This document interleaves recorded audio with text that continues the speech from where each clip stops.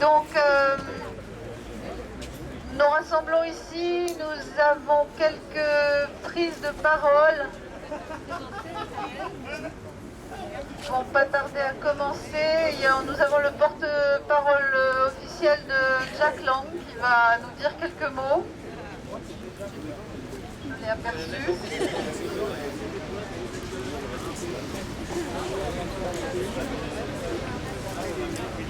Et nous serons accompagnés par une fanfare qui est la grâce de l'hippopotame. Aujourd'hui, ils peuvent sortir leurs instruments d'ailleurs.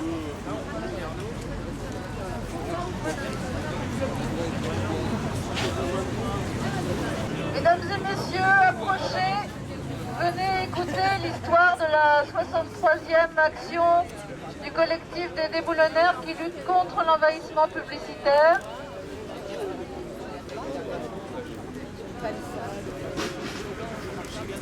Venez en achetant vos tickets, en allant faire vos courses, en allant prendre votre train.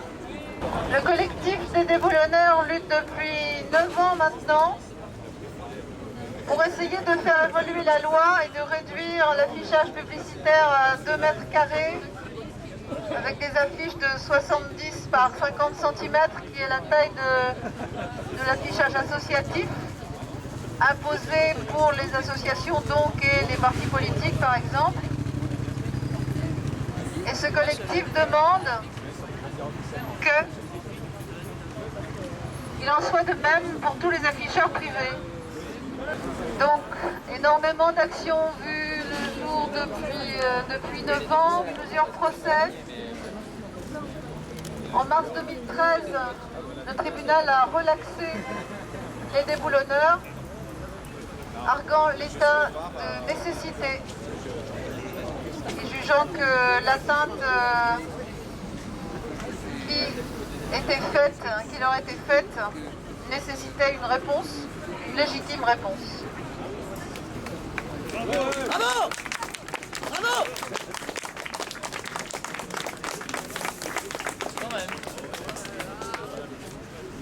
Donc en continuant, est-ce que le porte-parole de Jack Lang est là? Bonsoir.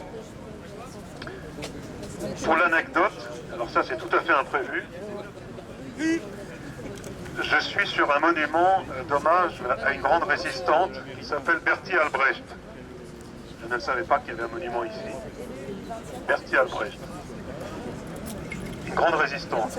Il se trouve que la fille de Bertie Albrecht,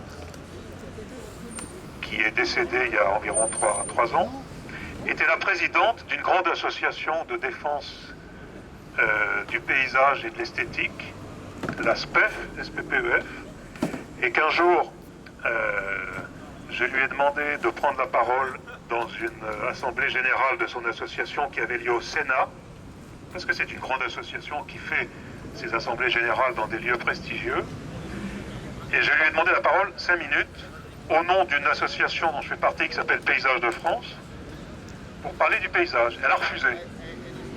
Donc la fille de cette dame, de cette grande résistante, a refusé de me donner la parole. Je ne suis pas une bête puante. En général, quand je prends la parole, c'est pour dire des choses sur le ton qu'il faut, surtout dans un colloque au Sénat. Elle a refusé. J'ai pris quand même la parole. J'ai pris mes 5 minutes devant 300 personnes et j'ai vu que la fille de cette dame, donc Madame Albrecht, fille, dodelinait de la tête pendant que je parlais. Voilà. Bon, ça c'est l'anecdote, donc ça m'amuse d'être... Alors j'en viens aux choses sérieuses. Je vous souhaite la bienvenue au nom de Jack Lang. Jack Lang, président de l'Institut du monde arabe qui se trouve de l'autre côté de la Seine, pas très loin d'ici. Je vois qu'il y a un monsieur dans la foule qui fait un geste éloquent quand j'évoque le nom de Jack Lang. Peut-être que quelqu'un d'autre va se mettre à genoux, je ne sais pas. Je m'en fiche. Je n'ai pas d'état d'âme. Jack Lang, voilà, monsieur vient de faire un bras d'honneur et s'en va. C'est pas grave. Jack Lang est avec nous. Alors, j'avais prévu être son porte-parole aujourd'hui.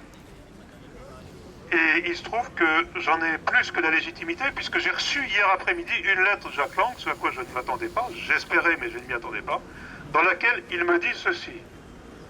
C'est très court. Donc la lettre, je l'ai reçue hier, sur papier à en tête de l'Institut du monde arabe. vous la lis pas entièrement, je vous lis juste... donc je connais vos actions et votre engagement à l'encontre de la publicité qui ronge nos campagnes. Je vous remercie pour vos invitations aux actions, hein, je passe. Cependant, des engagements pris antérieurement m'empêcheront de me joindre à vous. C'est là que ça devient intéressant. Ça, jusqu'ici, c'est classique. On a l'habitude. Et là où c'est moins classique, c'est ça. Si vous organisez des initiatives similaires et que mon agenda me le permette, je serai heureux de vous rejoindre pour refuser ensemble l'omniprésence publicitaire. Voilà. Donc, alors, vive hein. Jacques Lang. Jacques Lang, quoi que l'on pense de lui, est un homme d'État, et il est extrêmement rare qu'un homme d'État tienne un discours qui est notre discours. Et il est encore plus rare qu'il le mette dans un livre, dont je fais la publicité maximale. Jacques Lang, ouvrons les yeux, 4,50 €. 4,50 €. Je peux vous le prêter si vous voulez. Parce que je n'ai pas un état d'esprit mercantile. Mais je vais vous lire 2 extraits qui vont vous faire comprendre pourquoi l'esprit de Jacques Lang rôde parmi nous ce soir.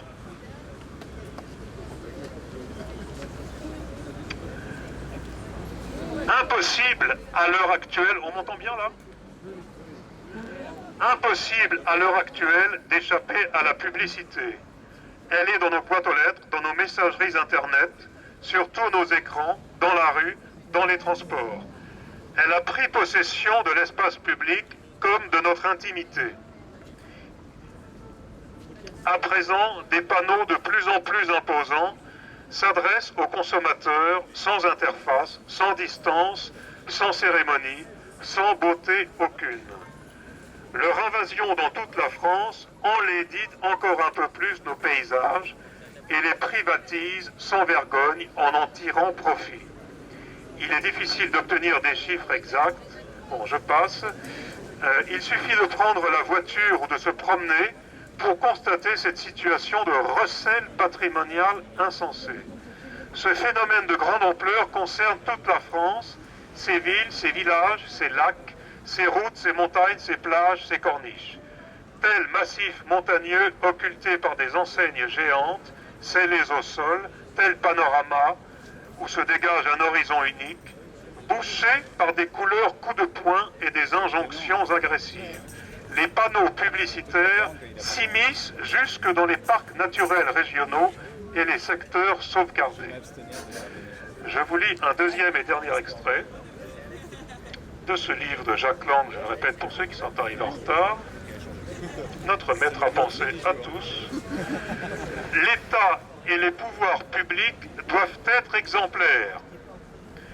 Mais l'action publique n'est rien sans la conscience publique.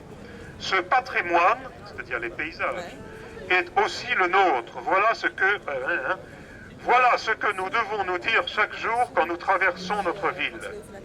Mobilisons-nous pour protéger notre environnement, pour défendre nos villes, nos maisons, nos paysages. Participons au débat, parlons-en autour de nous, portons l'œil partout, soutenons les élus qui se battent pour les préserver, faisons pression sur ceux qui veulent les brader à d'autres intérêts. Nous avons le droit de vivre dans un environnement harmonieux. Nous avons le droit de résister à ce qui nous agresse. La loi est dans notre camp, plus souvent que nous ne le croyons, etc. Levons les yeux et dénonçons les violations flagrantes de nos paysages et des espaces publics pour lutter contre la publicité. La laideur n'est pas une fatalité. Nous pouvons agir et revendiquer, nous aussi, notre droit au beau. Voilà. Applaudissons la parole de Jacques Lang.